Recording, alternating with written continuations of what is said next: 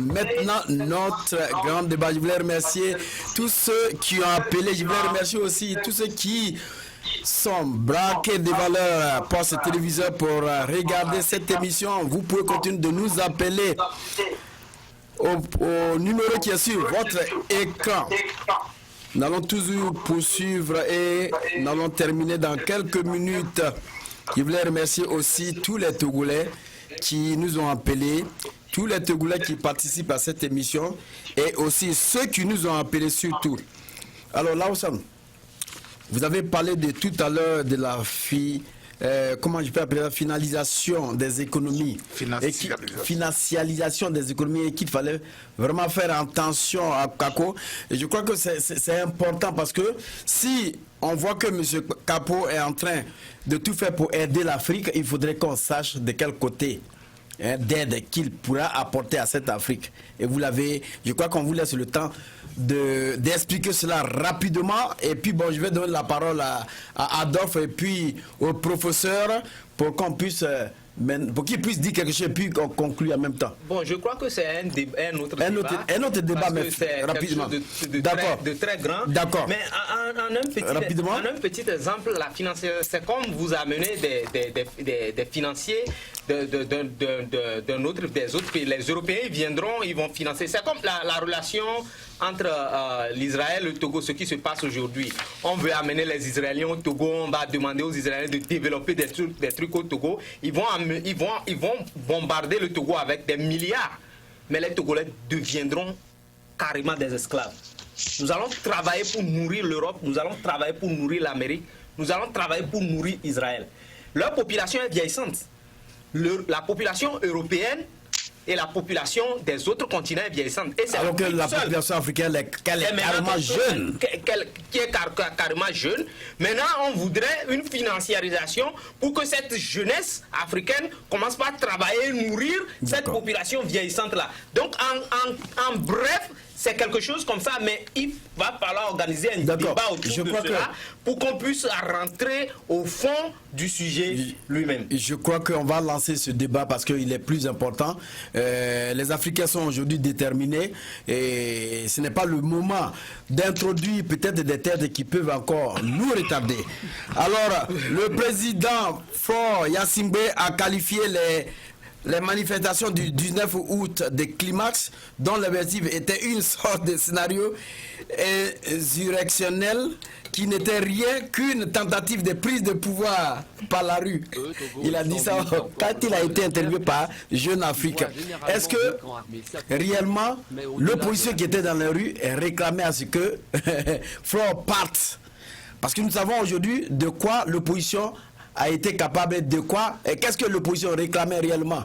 Mais il a quand même qualifié ça d'insurrectionnel. Le professeur, est-ce que vous êtes en ligne? Je suis en ligne. D'accord. Je crois que si vous m'avez entendu, est-ce que vous avez entendu la question? J'ai bien entendu la question. Si vous permettez, je vais tenter de répondre à cette question. Allez-y rapidement. Je dirais que Faure n'a jamais connu ce qu'on appelle insurrection. Alors, lorsqu'il voit quelque chose, il pense rapidement à cela. Nous lui demandons simplement de faire attention à ce qu'il se souhaite. S'il se souhaite l'insurrection, il aura l'insurrection. Parce que il ne faut pas réveiller le lion qui dort. Le peuple togolais n'a jamais penser à s'insurger contre, disons, de ce pas ce qu'il fait, c'est pas à prendre le pouvoir par la force comme il le réclame partout. Tantôt, il parle même du djihadisme. Et je pense qu'il y a un journaliste égyptien lui a adressé un avertissement. Il lui a dit de se méfier d'utiliser ce mot-là de tort, et à tort et à travers, parce que on ne se souhaite pas ça. Il y a dit que s'il voit le véritable djihadisme, il va disparaître. Il ne va même pas rester, il va s'enfuir. Donc, de ne même pas mélanger les choses.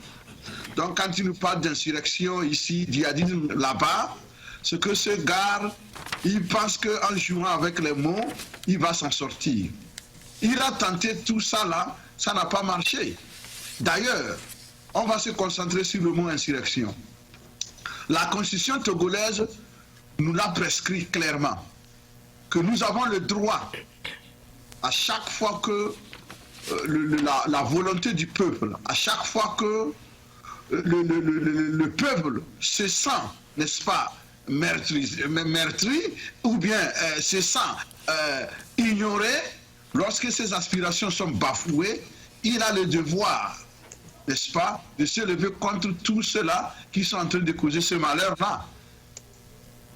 Si c'est ça qu'il appelle insurrection, nous on l'assume, mais s'il ne part pas du pouvoir dans la négociation, comme on veut, n'est-ce pas, le lui accorder, il risque de partir à travers une insurrection, parce qu'elle aura lieu s'il s'entête à maintenir le fauteuil présidentiel et à le faire contre la volonté du peuple. Le seul moyen dont on disposera en ce moment-là sera, n'est-ce pas, l'insurrection populaire. Et là, il n'y aura plus de négociation. Là, nous allons dire, il part ou bien, en tout cas, il fait son choix. C'est tout. Donc, nous sommes en train de le ménager. Il a même eu la chance que le peuple togolais n'est pas comme d'autres peuples où on devait quand même en finir avec lui rapidement.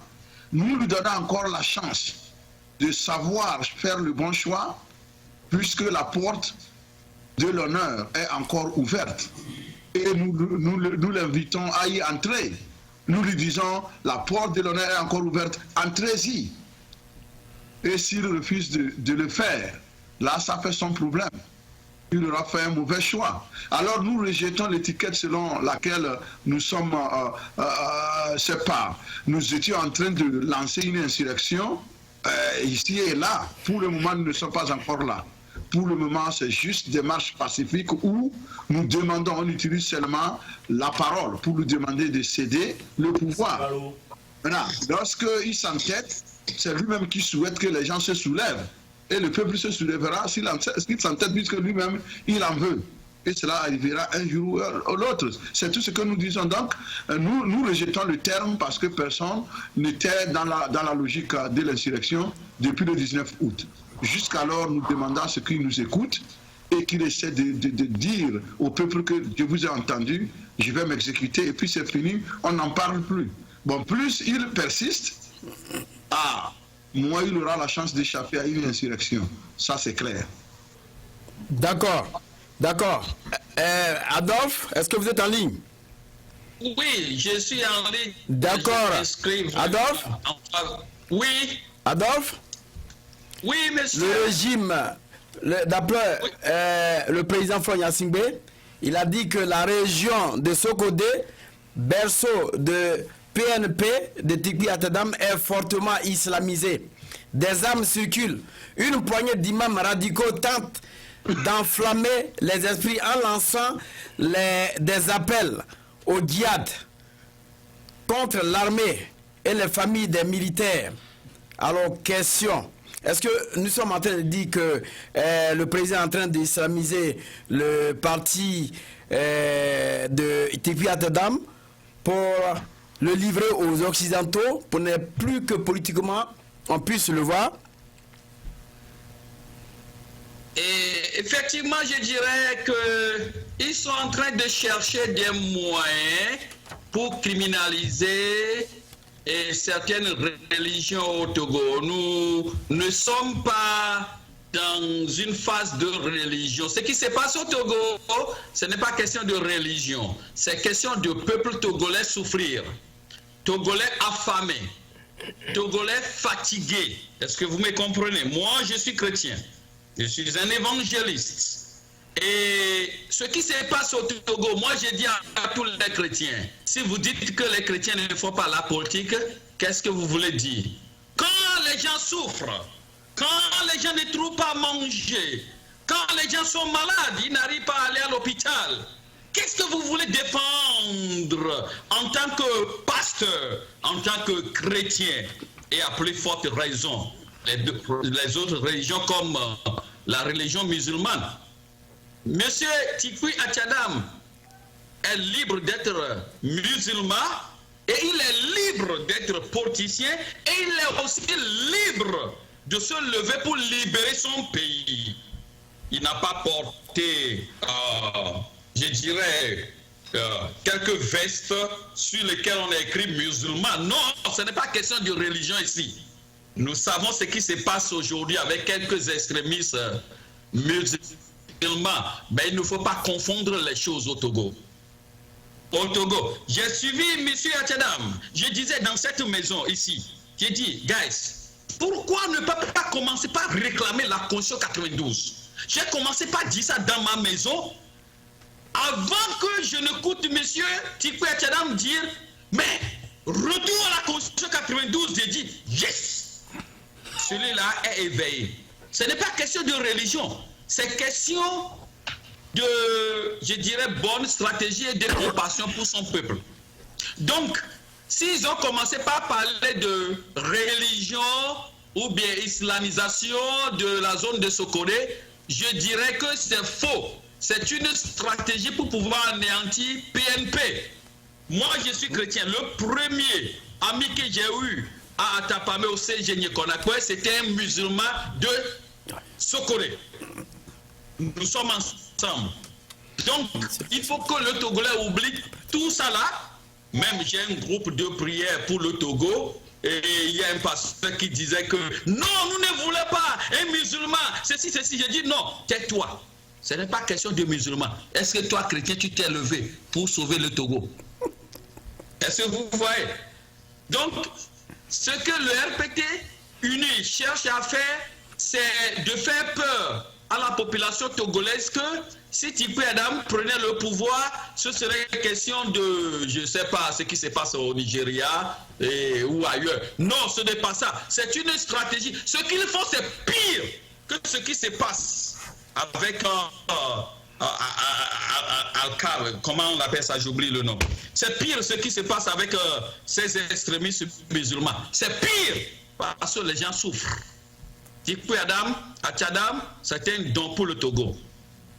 C'est quelqu'un que le Togo, Dieu, je dirais, Dieu a envoyé pour sauver le Togo. Il n'a jamais parlé de religion. Il n'a jamais parlé de division religieuse ou même ethnique. Je l'ai suivi de A à Z. Et moi, j'appelle même les chrétiens à se lever pour se joindre à lui pour dire notre Dieu est puissant. Libérons notre pays. Est-ce que vous me suivez? Donc, Fort n'a pas raison d'invoquer la religion dans ce que notre frère et ami, maître Tikwe Atchadam est en train de faire au pays. Et écoutez ceci. L'opposition togolaise, si le RPT est toujours là-bas au pouvoir, c'est à cause de la division. Je ne sais pas, ils utilisent, bon, je suis plus spirituel, peut-être, et ils utilisent les choses spirituelles pour pouvoir diviser l'opposition. Mais avec Tikwe Atchadam, il y a 14 partis politiques qui se sont unis aujourd'hui. N'a jamais vu au Togo. Jamais vu au Togo. Mais il faut dire merci à ces frères-là. Est-ce que vous voyez? Donc, c'est dire en conclusion que s'ils évoquent une question de religion, c'est archi faux. C'est quelque chose pour eux, pour pouvoir diviser les Togolais. Mais nous, les chrétiens, nous sommes plus que veillés. D'accord. D'accord. Nous sommes vraiment veillés. Merci. D'accord, merci donc Adolphe. Et il y a encore un autre coup de fil, je pense que... Allô, bonjour monsieur. Bonjour monsieur, comment ça va? Oui, ça va, à quel honneur, s'il vous plaît? Mon nom c'est Moustapha depuis Boston. Moustapha depuis Boston. Allez-y, vous voulez participer à l'émission, nous sommes presque à la fin, mais on vous accorde quand même un temps d'intervention. Allez-y. Ok. Je peux parler? Oui, vous pouvez parler, mettez un peu votre téléphone à l'oreille pour qu'on vous attende mieux. Ok. Allez-y. Moi réduire un peu le volume de la télé là. Voilà. Tout juste pour intervenir de ce que vous faites la télé, puisqu'il y a la question de religion qui s'est posée, comme on l'a dit, Fort Yassingé la fois dernière. lors de son interview. Je proposais qu'on en parle de cela beaucoup dans nos débats. Parce que, vous savez, c'est pas tout le monde qui est vraiment éduqué lorsqu'on parle de religion. Il y a des gens, si on parle de religion, c'est comme si ça tourne en même temps dans leur tête. Ils voient des choses d'une autre voie. Donc, si on a l'honneur ou soit on a l'occasion d'en parler, il faudrait qu'on mette l'accent sur ça. D'accord. Que les gens comprennent que ce qui se passe dans les autres pays africains, tels que au Nigeria avec les Boko Haram, Somalie et autres, ce n'est pas des choses que nous, les Africains, nous avons créées. C'est des choses que les Européens, les États-Unis ont créées. Okay, pour faire leurs essais et voir comment ils peuvent dominer le monde. Il faudrait que nous, qui le sachions, il faudrait que nous arrivions à transmettre ce message à nos frères africains. Ce n'est pas seulement les Togolais. J'espère qu'il y aura beaucoup d'Africains qui vont connaître cette chaîne-ci pour suivre les débats. Et puis, savoir ce qui se passe, la maladie que nous tous nous avions dans nos pays. Ce n'est pas seulement question du Togo, ce n'est pas question de ce qui se passe aujourd'hui, mais c'est question d'éducation, ce que les gens sachent effectivement la maladie qui nous entoure si on parle de religion. Donc, je voudrais que vous attendiez sur ça et que les gens sachent ce qui se passe réellement. Je crois que ça va faire l'objet d'un autre débat. On va en parler parce que c'est beaucoup important. Rapidement, Rodrigue, vous voulez intervenir? Oui, moi je ne vais même pas plus loin parce que si Faure Gnassingbé a déclaré cela, lui il est dans son rôle. Mais depuis 50 ans, le régime n'a jamais dit qu'il y a eu islamisation au Togo. Et subitement en 2017, on nous parle d'islamisation. Donc vous comprenez. Mais si les maîtres l'ont demandé. Vous comprenez d'où ça vient. D'où ça vient. Donc c'est tellement simple. Et le peuple togolais est tellement intelligent, même c'est-à-dire le commun des mortels même rit en entendant ces interventions-là. Mais les musulmans, on mange tabaski, ramadan, nous on devient même des fois des musulmans. Et on mange ensemble. Hein? Nous achetons, des musulmans achètent des gifts pour nos enfants pendant les fêtes chrétiennes. Et au Togo, aucun chrétien n'a jamais indexé un musulman comme étant radical. Donc c'est le président Faure qui vient aujourd'hui islamiser. Le président du Togo lui-même qui n'a jamais dit cela depuis 50 ans, qui vient aujourd'hui dire maintenant que le pays est islamisé. Mais soyons sérieux là. Donc les Togolais ont compris cela. Je pense que ça ne devrait même pas faire un sujet de débat. Si on va faire un débat là-dessus, peut-être ce serait un débat d'éducation générale pour les gens.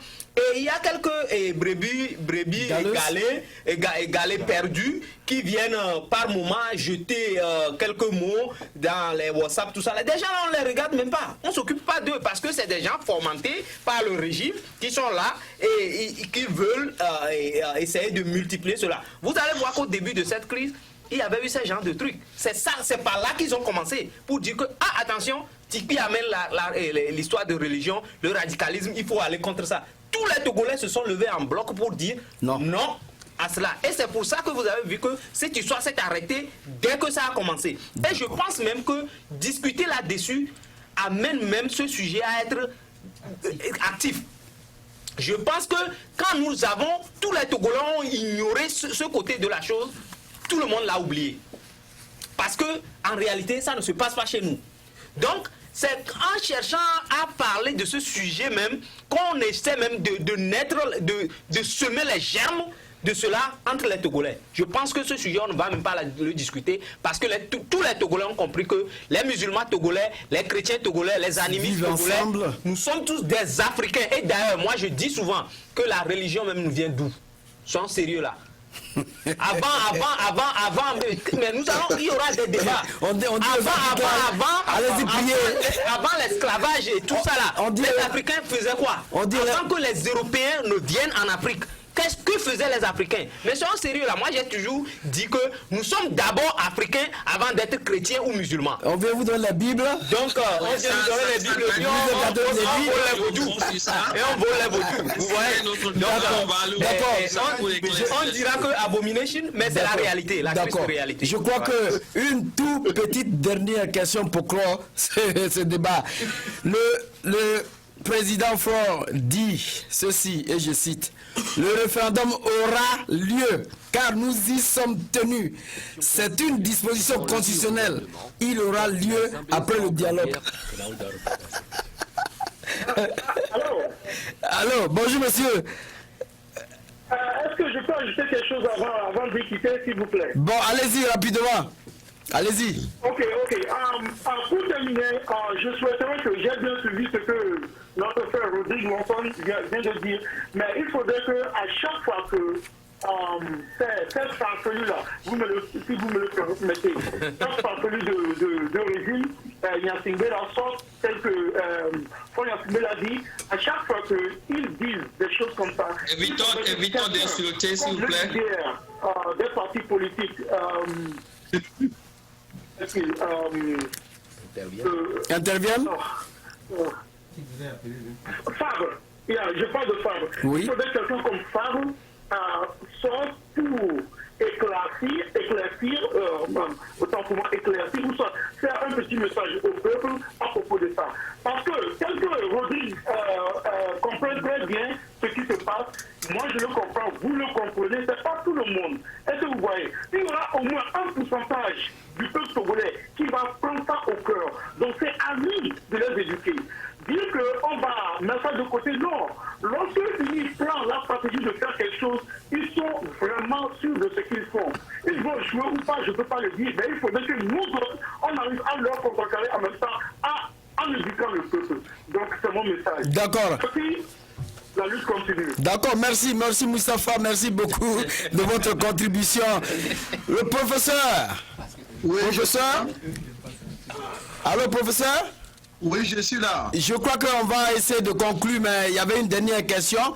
Le président Faure a dit que le référendum aura bel et bien lieu parce que ils s'y tiennent. Et c'est une disposition constitutionnelle. Qu'est-ce que vous lui répondiez?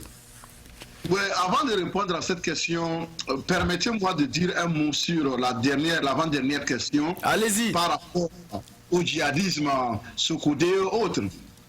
Je sais que mes prédécesseurs ont déjà tout dit, mais j'ai voulu rappeler à tout le monde que dans le régime actuel, là, je peux citer quelques noms, à Gaddafi et puis à Tchad, tout ça, là, ces gens-là, qui sont à sa sorte maintenant dans la région de Sokodé, où ils vont essayer d'acheter des consciences.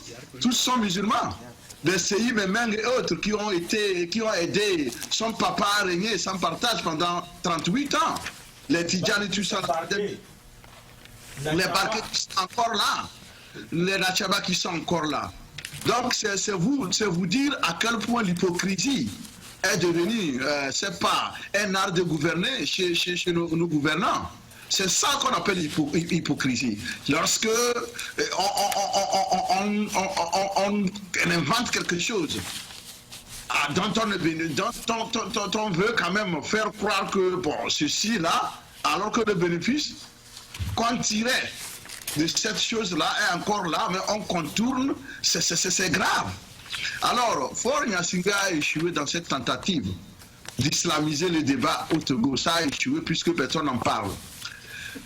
Les capitales occidentales ont rejeté cette explication. C'est pourquoi le gars il est quand même à perte de vitesse, puisque personne n'a pas cru, n'a jusqu'alors dit que oui, j'accepte ce que vous êtes en train d'avancer comme thèse de terrorisme. C'est pourquoi tout le monde commence par vraiment comprendre vraiment le vrai Faure, ce qu'on appelle Faure. Ça veut dire que lui, il est prêt à tout pourvu que le fauteuil présidentiel lui soit garanti. Il est prêt à tout.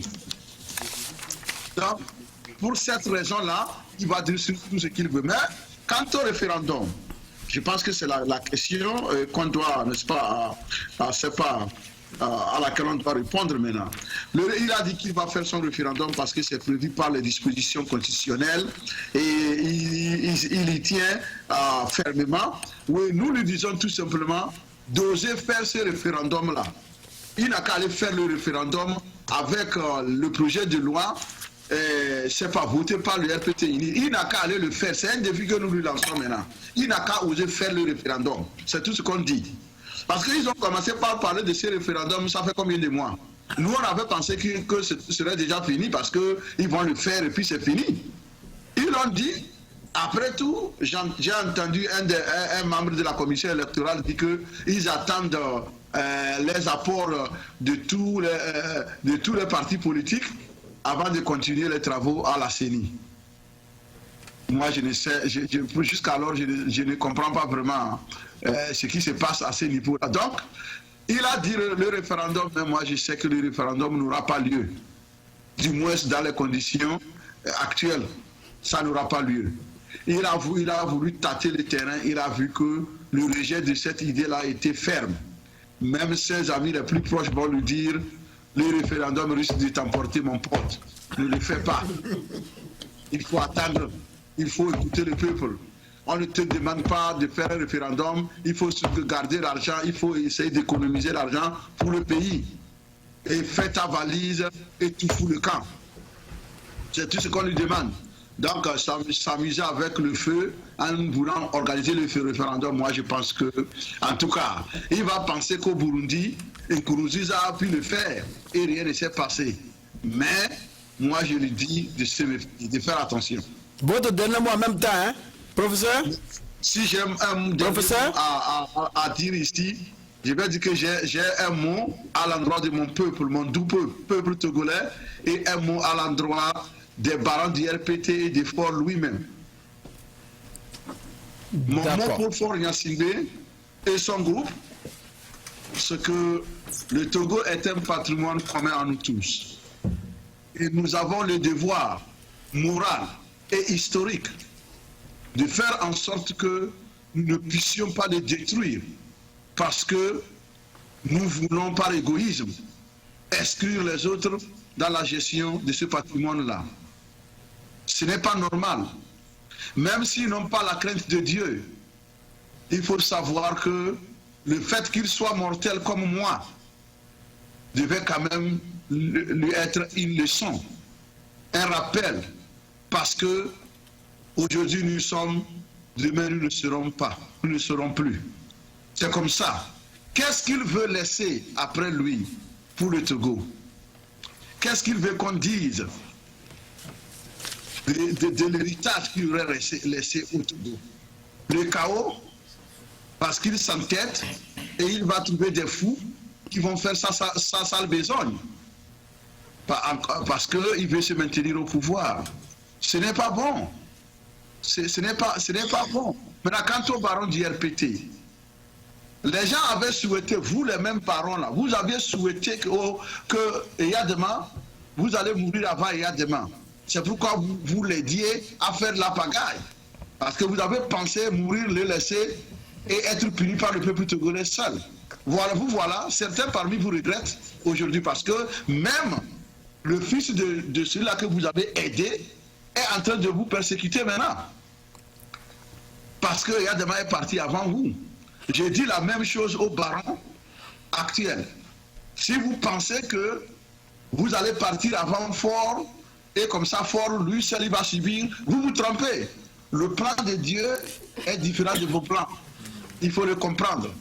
Quant à mon peuple togolais, c'est d'abord te jeter des fleurs pour le travail abattu depuis le 19 août jusqu'à ce jour du 24 décembre 2017. Je pense que c'est un travail très, très, très appréciable et encourageant. Je pense que le bout du tunnel est presque là et nous devons ensemble conclure la lutte. Nous sommes déjà au sommet de la montagne et nous pouvons déjà apercevoir la lumière de l'autre côté. Mais il ne nous reste qu'un bond pour atteindre la lumière. Et que cette lumière-là va couvrir tout le Togo pour qu'enfin tous ses fils, toutes ses filles puissent s'épanouir. Je vous remercie. Merci. Adolphe, votre dernier mot. Oui. Premièrement, je vous dis merci pour cette opportunité que vous nous avez offerte. Et j'aimerais dire d'abord que nous les Africains, il est temps que nous nous réveillions, et je sais que beaucoup d'entre nous le font. Ce temps aujourd'hui, nous sommes le 24 décembre, demain c'est le 25. 25 qui est la naissance de Jésus. C'est vrai que bon, certains ne reconnaissent pas ça. Pourtant, je veux que le Togo se renaisse. Il faut qu'il y ait une renaissance au Togo actuellement, et que ceux qui dirigent le Togo ne cherchent pas seulement leur propre intérêt. Le peuple est sorti depuis le 19. Et il y a, je dirais, 4 mois déjà. Est-ce que nous avons des cœurs? Si nous en avons, des fois nous pouvons avoir raison, mais on peut se dire, même si nous avons raison, assoyons-nous. Qu'est-ce que vous voulez au juste?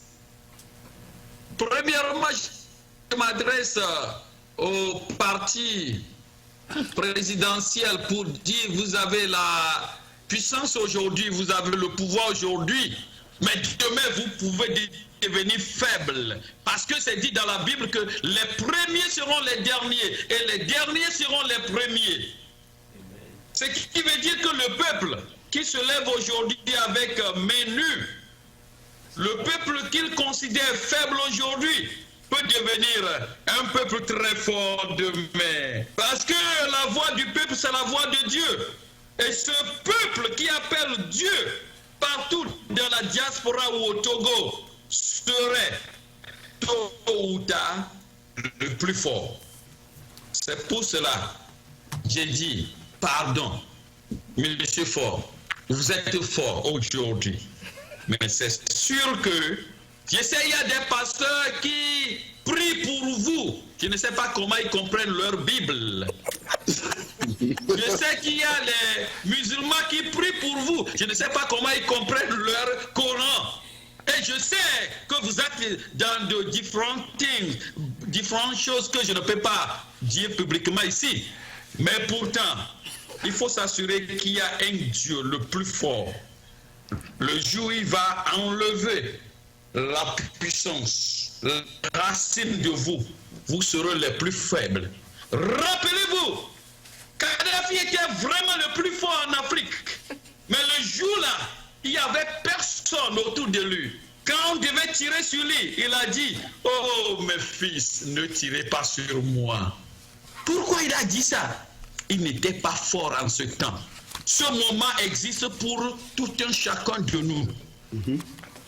Ce moment existe, c'est vrai. Il était vraiment fort. Je ne sais pas les sectes dans lesquelles il était. Je ne sais pas ce qu'il adorait. Je ne sais pas la puissance des soldats autour de lui. Mais ce moment, le jour-là, le moment était là. Il a dit, pardon mes fils. Il les a appelés fils. Est-ce que tu les connaissais comme fils, les ceux avant ça? Mais quand il était nu, il a dit, ne tirez pas sur moi. Malheureusement.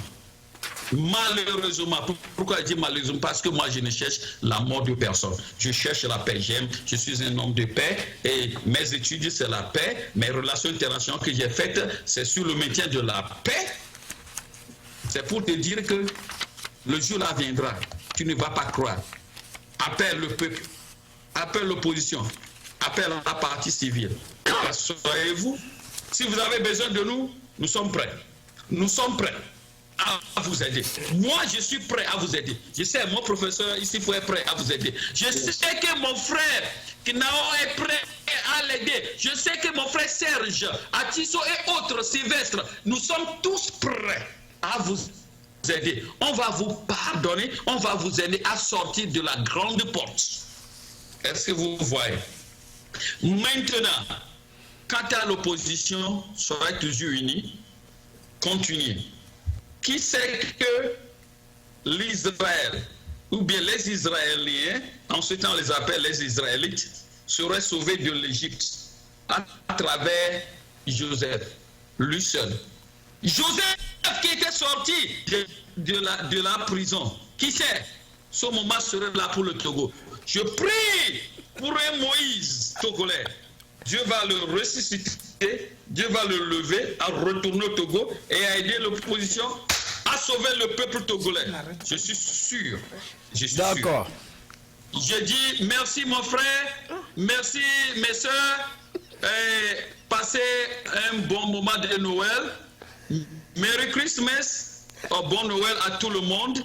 Que Dieu vous bénisse. Au nom puissant de Jésus-Christ. Amen. Merci donc, pasteur. Pasteur, merci. Merci, je crois qu'on n'a plus le temps. Monsieur Atisson, rapidement vos derniers mots. Rapidement vos derniers mots. Allez-y, rapidement. Oui, Merci beaucoup. Merci, monsieur Ignawa. Mon dernier mot, je voulais un peu revenir en arrière, mais bon. On n'a plus le temps. Oui, c'est pour rapidement. dire que quand le président évoque le nom le djihadisme, chez nous, surtout on est dans les moments de fête, on tue des poulets. Quand on coupe la gorge au poulet, il saute, il fait des battages avant de mourir. C'est ce qui se passe. C'est de ma lecture de ce que le président dit à propos du djihadisme. D'accord. Bon. Maintenant, pour mon mot de fin, je félicite le peuple togolais et je les encourage que nous sommes derrière eux. Quand on les appelle de sortir, ils n'ont qu'à sortir pour que nous allons défier et mettre à nu le pouvoir de Faure Gnassingbé. D'accord. À nos chers compatriotes, militaires, forces de l'ordre, je voulais leur dire, donner une petite histoire du Togo même. En 1963, le 13 janvier, quand Eya Dema allait assassiner Sylvanus Olympio, Eya Dema était un simple caporal. Quelqu'un l'a dit, Eya Dema était un simple caporal. Donc, il y a des généraux, mais c'est le simple caporal qui avait fait le coup d'État à Sylvanus Olympio. Donc, on vous appelle un caporal. On nous dit aujourd'hui, les caporaux sont dans la rue pour battre la population, massacrer la population. Je leur lance un défi d'aller être encore un autre Eya Dema pour déloger fort. Pour déloger fort, ils n'ont pas besoin d'être des caporaux ou bien des généraux pour faire le coup d'État à Faure Gnassingbé. Donc un caporal aussi peut faire le coup d'État. Joyeux Noël à l'armée togolaise. Merci. Je vous remercie. Merci Atisson. C'était bien beau. Monsieur Galé, Sylvestre, allez-y. Merci pour cette opportunité, pour cette fin d'année, que vous nous donnez la chance de parler de l'Afrique. C'est vraiment c'est un honneur pour moi de dire merci à Tempo Afrique TV. Et je m'avais dit que toujours que Faure dans son rôle, si il fait des discours, il a dit à Tchévier que lors de leur congrès, que c'est sur les réseaux sociaux qu'il a appris qu'il est un dictateur sanguinaire. Oui, ça veut dire que tout ce qu'il dit, c'est juste pour démobiliser la population. Donc ce qu'il a sorti l'autre fois, ce qu'il a fait, il est dans son rôle, c'est juste pour nous démobiliser. Et encore, ce qu'il a fait, c'est pour nous dire que de rester fort. Il dit à la population de rester fort. C'est parce qu'il a suscité quelque chose en nous maintenant, que la lutte, c'est maintenant que ça a commencé. Alors, Faure va bientôt partir. Il sait très bien pourquoi il a fait ce discours. Et alors, je voudrais aussi dire quelque chose à la France. France, please. Vous pouvez parler. Je vous demande, France, de donner la chance à l'Afrique de se développer. Alors, je demande... Macron parle bien le français, l'anglais, hein? Macron, le président français Macron, il parle bien l'anglais, donc... Vas-y, il va comprendre. Vas-y, il va comprendre. Oui, bon, ça va. Parle sa langue, il va mieux comprendre. Je pense que la France, il est temps qu'il donne la chance à l'Afrique de se développer. Et aussi, je demande aux Africains, et je demande aux Togolais, et surtout la diaspora, de chercher. C'est à l'heure maintenant de boycotter la France. Nous sommes à l'heure de boycotter la France. Et tous ces produits. Et tous ces produits, voilà, boycotter la France veut dire boycotter tout. Boycotter tout. Comment ça, même pas Air France. Oui, merci beaucoup. Il faut prendre le OK. Merci donc à M. Gallet Sylvestre. Rapidement, votre mot de fin, allez-y. OK. Pour moi, je demanderais à la jeunesse africaine de se réveiller et, parce que nous avons du travail à faire. Donc que toute la jeunesse africaine se réveille et que nous attaquons, non seulement nous continuons notre combat, mais attaquons le problème à la base, qui est la France, tel que tout le monde l'a dit. La France est notre problème. Partout en Afrique, quand vous passez en Côte d'Ivoire, Cameroun, Togo, Afrique de l'Ouest, Afrique du Nord, Afrique de l'Est, c'est la France qui est notre problème. Attaquons le problème à la base. N'oublions pas que nous faisons un combat à l'intérieur, au Togo et dans les autres pays, mais la France est très importante dans notre lutte et faisons face à la France. Courage au peuple africain et joyeux Noël. Merci donc. Monsieur Yves Kenao, faut-il attaquer le système? Je crois qu'on a une dernière personne qui appelle. Allô, bonjour monsieur. Bonjour. Oui, je crois que on n'a plus le temps, on a fini l'émission. Allez, je vous donne 20 secondes, rapidement. Ok, juste pour dire aux Togolais que le mot de Yogo, bonsoir, ça va bien, merci, est fini. Merci. Que le Togo s'occupe du Togo, que la France se cache dans son petit coin, parce qu'en réalité, la France, les gangrènes qui sont en train de détruire notre Afrique, particulièrement. Merci. Merry Christmas, joyeux Noël à tout le monde. D'accord. Rapidement, monsieur Yves Kenao. Ouais. Lawson, pardon. Allez-y rapidement, monsieur Lawson. Monsieur Yves Kenao, allez-y. Voilà. Vous savez, on a commencé cette histoire de Tempo Afrique TV il y a longtemps. Et que si aujourd'hui, on reçoit ces coups de fil partout, on reçoit des gens sur Skype, sur Facebook. Si nous avons des jeunes frères qui sont là à nous soutenir, vraiment ça fait plaisir de retrouver des Rodrigue, de retrouver des Sylvestre, de retrouver des Atis Odile de la maison. Venir apporter un plus.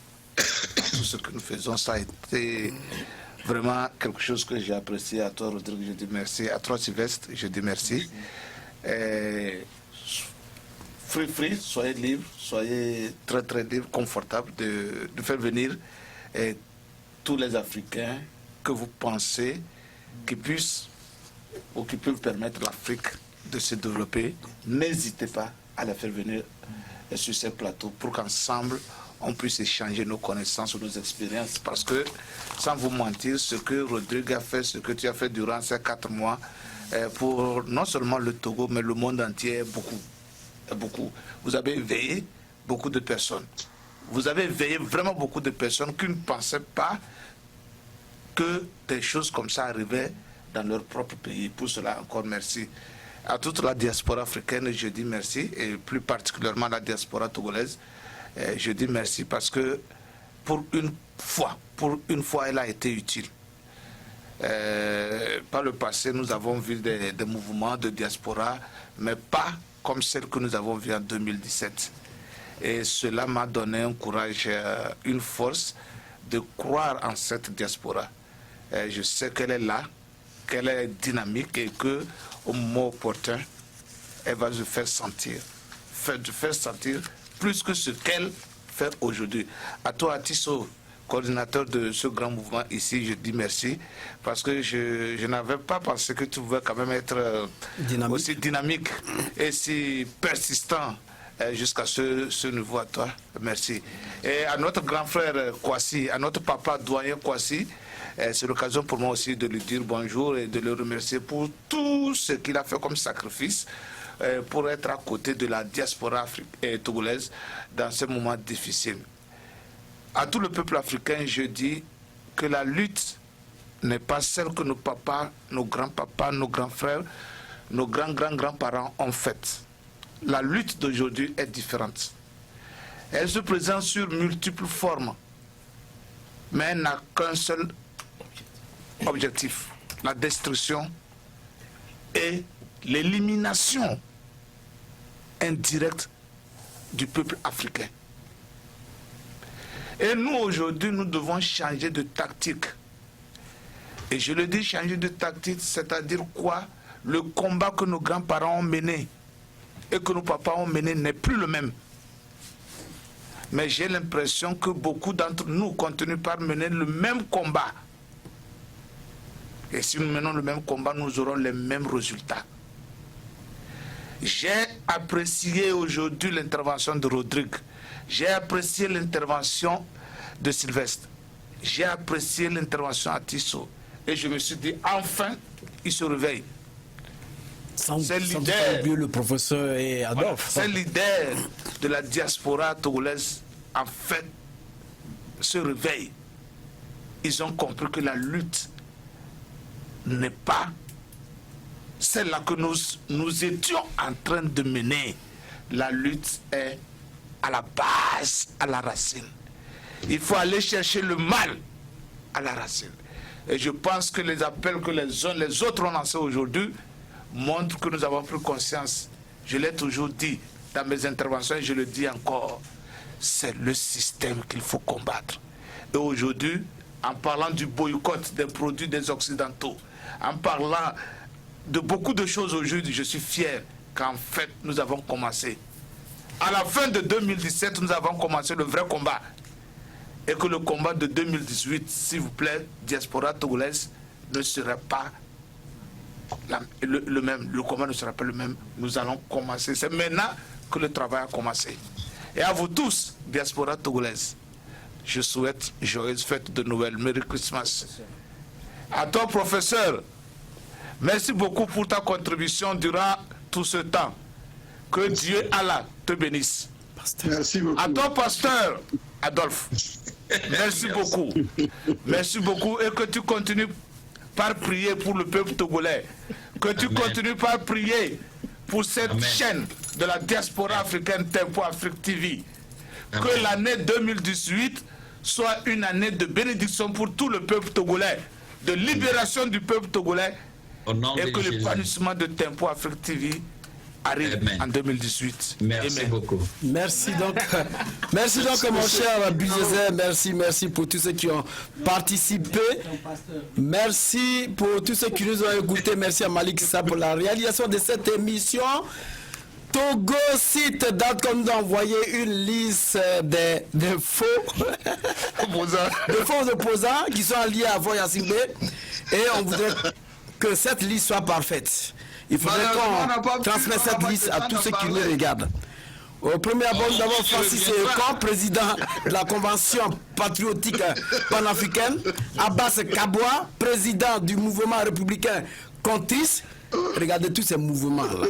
Jerry Tama, président candidat au présidentiel 2015, nouvel engagement togolais net. Gilbert Atsou, président de la nouvelle dynamique populaire. Agboyome Kodjo, président de l'organisation pour bâtir dans l'union un Togo solidaire. Au bouf.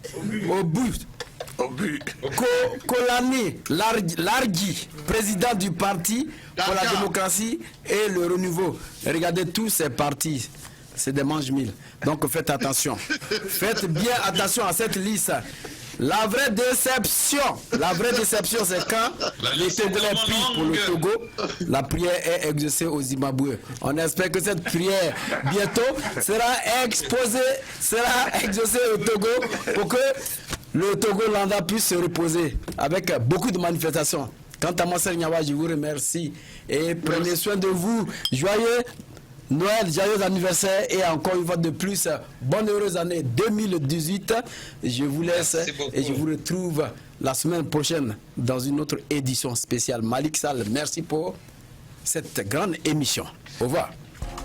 Merci. Nous voulons la paix. Voilà. On parle des droits de l'homme, des droits de l'homme. Oui. Quand il n'y a pas de paix, il n'y a pas de droits de l'homme. Soyons sérieux. Yeah! Et je voudrais ici interpeller la France, les États-Unis, la Russie, la Chine, l'Angleterre. Ils sont les 5 membres permanents du Conseil de sécurité des Nations Unies. C'est eux qui doivent amener la paix. Mais malheureusement, ce sont les 5 qui sont les plus grands marchands d'armes sur la terre. Mon frère Sarkozy, tu dis que l'Afrique n'est pas